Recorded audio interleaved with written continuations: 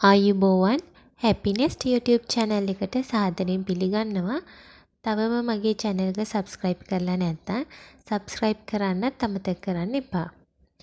මම අද ඔයාලට අරගෙන ආවේ අපේ පොඩ්ඩන්ගේ බර වැඩි කරගන්න දෙන්න පුළුවන් රසවත් සුප් එකක් අරගෙන බතල සුප්. අපි දැන් බලමු මේ සුප් එක හදාගන්නේ කොහොමද කියලා.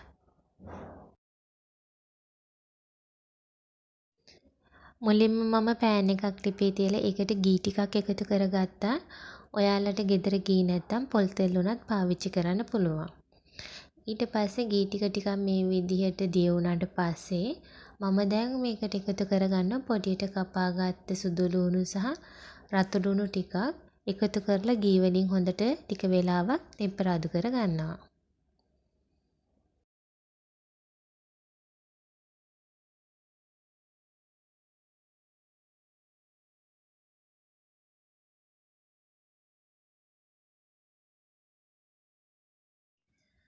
මේ විදියට ලුණු ටිකයි සුදු ලුණු ටිකයි ගී වලින් හොඳට තෙම්පරාදු වුණාට පස්සේ මම දැන් මේකට එකතු කරගන්න පොඩියට කපාගත්ත කුකුල් මස් ටිකක්. ඔයාලට මේ වෙනුවට මාළු උනත් පාවිච්චි කරන්න පුළුවන්. කුකුල් මස් ටිකත් ගී වලින් ටික වෙලාවක් තෙම්පරාදු කරගන්න.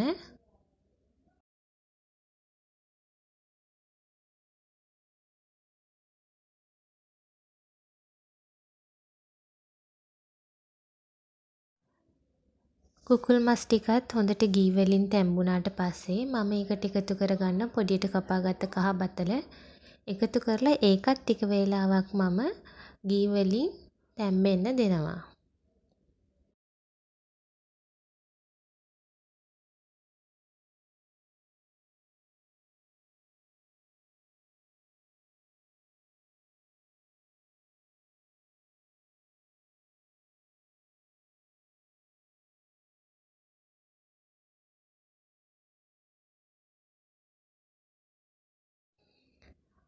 දැන් බත්තල ටිකත් හොඳට ගී වලින් තෙම්පරාදු වෙලා තියෙන්නේ. මම දැන් මේකට එකතු කරගන්නවා දිය කිරි.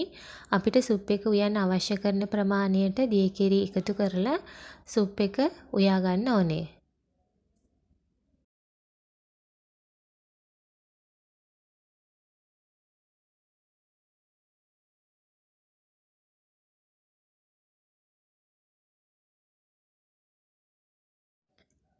දිය කිරි වලින් හොඳට සුප් එක උයා ගත්තට පස්සේ මම දැන් මේකට එකතු කරගන්නවා උකු පොල් කිරි ටිකක්. උකු පොල් කිරි ටික එකතු කරලා හොඳට හැඳි ගාලා මම පොල් කිරි ටික උතුරනකන් ටික වෙලාවක් උයා ගන්නවා.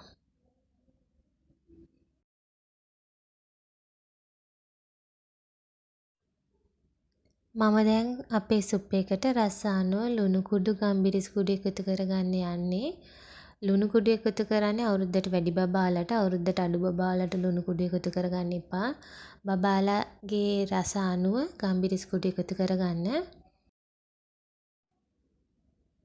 උක්කු පොල් කිරි එකතු කරලා පොල් කිරි ටික උතුරනකන් සුප් එක සැරින් සැරේ හැඳි ගන්න ඕන. මොකද පොල් කිරි නැත්තම් කැටි ගැහෙන්න බලනවා.